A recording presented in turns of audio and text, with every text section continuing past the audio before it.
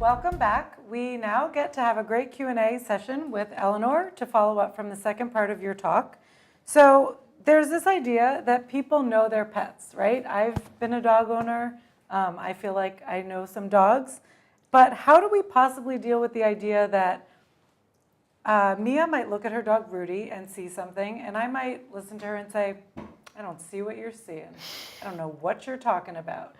So how do we deal with that idea that what one person is seeing might not be what somebody else is seeing? I think that's always going to be a problem. And actually, we have a lot of discussions in our group about this because it is a very subjective thing. And I think a lot of it comes down to, so that variation is always going to be there. And that's part of the reason why you need so many individuals to study something as complicated as behavior. So there's partly because there's a lot of genes involved, but it's also because with something like coat color, you can look at the animal and know what its trait is. It's either white or it's not white. Or yellow.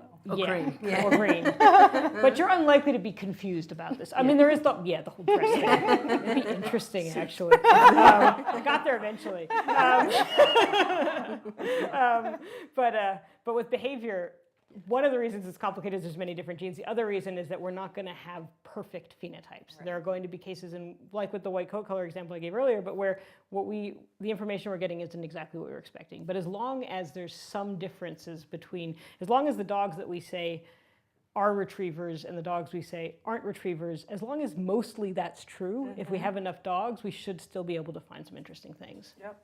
So I guess following on from that, one of the questions that we had through Twitter was asking about how do you go about validating the questionnaires? Like, could you elaborate a little bit about that process? This is actually also an ongoing discussion in our group. That's the wonderful thing about presenting a project that's early phases is we're actually still trying to figure all of this stuff out. And this is actually a question we get a lot. And we're not entirely sure what the best way to do this is. We've been talking about it a lot. And it actually ties back to something that I learned when I was talking to a veterinary behaviorist many years ago, because I'd asked her, so what's the best way of diagnosing a dog with canine compulsive disorder? And she said, well, sometimes they come into the clinic and we assess them. But she said, actually, the owner surveys seem to work just as well or even better, because when the dog comes into the clinic, or even when there's a strange person around, their behavior is abnormal because of that. And so you're not seeing the dog in a normal environment for it.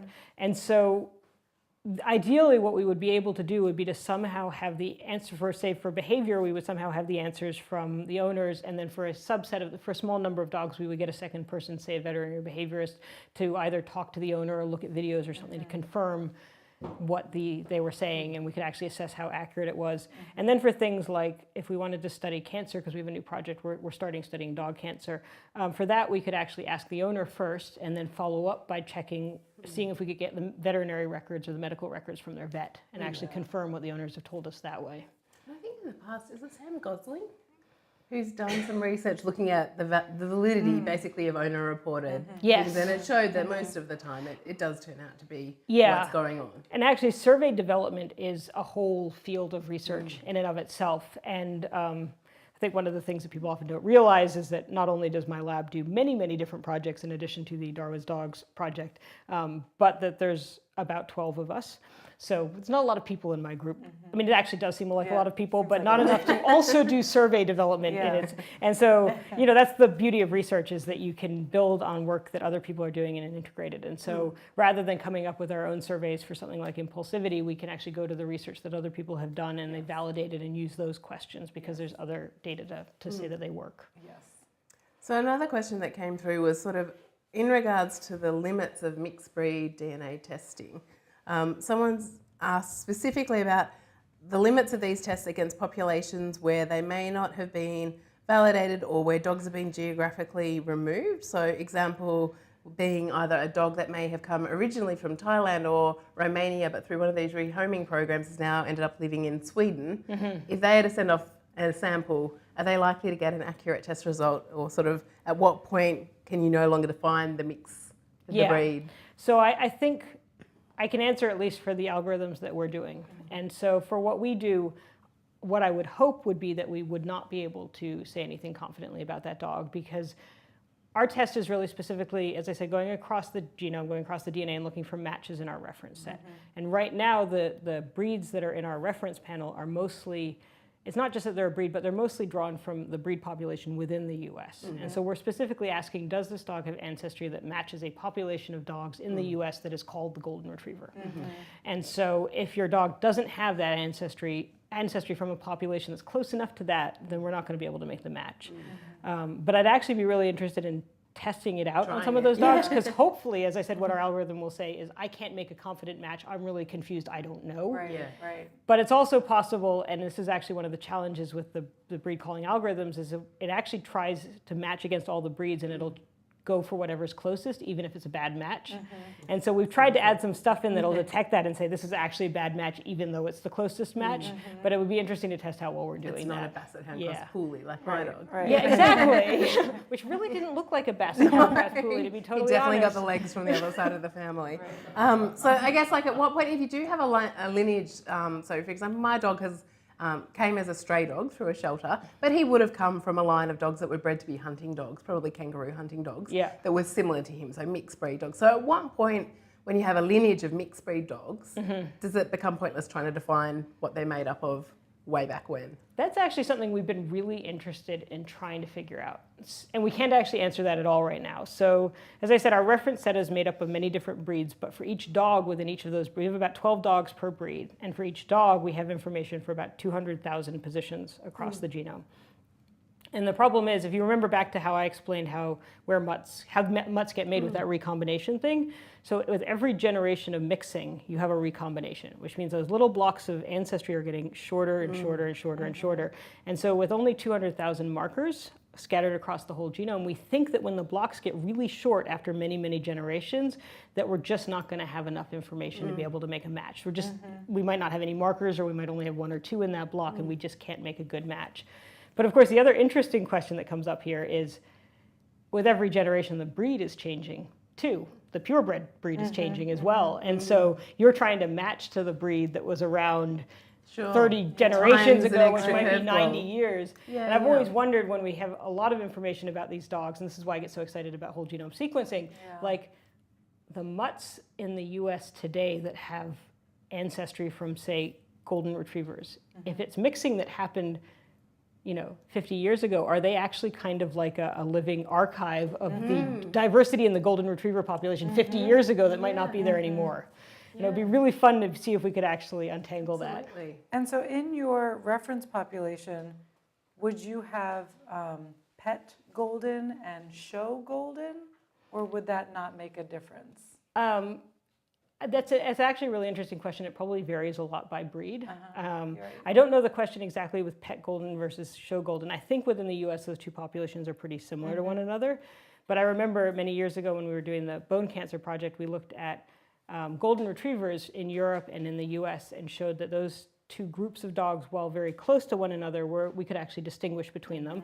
And I think Claire Wade actually got into a little bit of this in her talk when she was showing dots and showing how closely related two dogs were. But when we looked at the Irish Wolfhounds from the UK and the Irish Wolfhounds from the US, we couldn't actually distinguish them. They seemed to be the same population. So it's going to depend a lot on the breed and which dogs you're talking about. I also was wondering whether you can talk a little bit about what the average pet owner can actually infer about their pet based on breed test results. I can't. That their dog is not a cat. Their dog is not a cat. We can probably tell them that. Although, to be honest, if you send us if you send us cat DNA right now, it would just fail probably.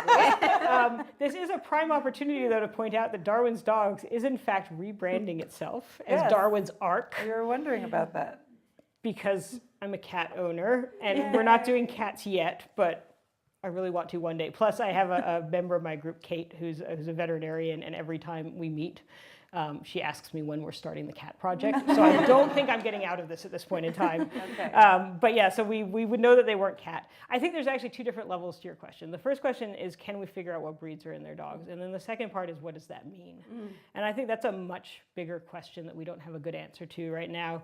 My suspicion is that people think that means a lot more than it actually does. And every dog really is truly an individual. And to expect a dog to have a certain personality or to behave a certain way just because they're a golden retriever isn't really fair to that dog. You have to look at who they are as an individual.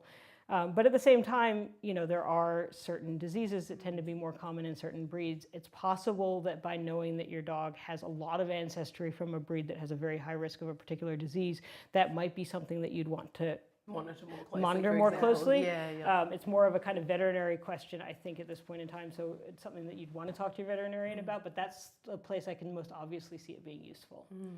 So kind of to that point, I was really interested that you pointed out that genetic testing is unregulated in pets, and which makes sense, but what are some of the challenges that you could foresee in this, especially as it relates to predicting or discussing diseases for the general public, or maybe something else that I'm not even thinking about, that this could offer some challenges?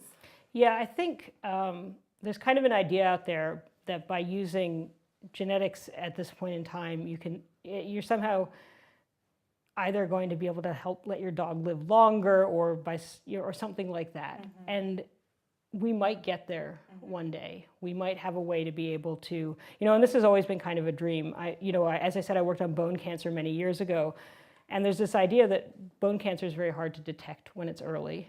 You have to do an X-ray, which often you have to sedate the dog for, which is dangerous. And maybe if you could use genetics to say that a dog is at a very high risk of getting that disease, you would want to screen. It would actually be worth doing the X-ray, taking the risk of the sedation because of the high risk. But we're not there yet. I think as far as we've kind of gotten with the bone cancer right now is to say, yes, it's a very complicated disease.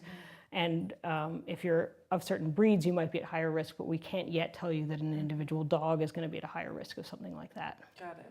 So that's kind of speaking possibly to some of the challenges, but there could also be benefits of it being unregulated. I mean, you're deciding to make your project open source, I guess. Yeah, no, I mean, this has been a really interesting question for us. One of the true benefits of studying dogs is that when you do human genetics, there's an awful lot of regulations around being able to share the data, which limits the ability to have a lot of different people working with it. And there aren't the same legal kind of privacy controls on dog data. We're very careful with our data. We'll release the genetic information for a dog, but we would never release the information about the owner. So we kind of anonymize that, and we're just releasing information about the dog itself. But at the same time, we can actually release the sequence data itself, not just some kind of summary statistic, which is what they often have to do in human medicine. So that has actually been one of the big advantages of working with dogs. Now I've totally forgotten the question. You just answered it. Okay, good. Yeah. I feel like there was something else, but we'll just go with that. Yeah, got it. And done. Yeah. I guess the other question that I'm curious about is just what are you most excited about, I guess, either uncovering or working towards over the next 5 to 10 years within this field? Apart from cats. Yeah. I mean, Okay. obviously. Okay. I think with cats, there's actually a really interesting question as to what behaviors we should study. But yeah, exactly. Okay. But we're at a dog conference. Sorry, didn't mean to bring it up again. So I was actually talking to somebody about this the other day. It's like, when somebody asks you what kind of scientist you are, what do you ask? What do you answer? And I said, actually, personally, I would probably answer that I'm like a molecular biologist, which is interesting because I'm in a bioinformatics program and I do genetics and all that stuff. And I think the reason why I would have answered that is that the thing that really gets me excited is the next step. So it's not just finding changes in DNA that are connected to a certain trait, but understanding how that works, understanding how you change DNA in such a way. So it's just this A, C's, G's, and T's. How do you change an A to a T and then somehow influence the likelihood that a dog is going to be obsessed with retrieving a ball? I mean, that seems like such a huge, complicated thing, but we know that it can happen. And what is the whole path between those two things? Fantastic. Really exciting. Well, it's time for us to thank you again, Elinor, for a wonderful, wonderful, wonderful talk. Thank you for having me. And we're going to take a break for a little bit longer than half an hour, and then we'll be back again with this afternoon's panel session where we can go into today's themes a little bit more in depth. Yep, so we'll see you soon, 4:30 Eastern Daylight Time.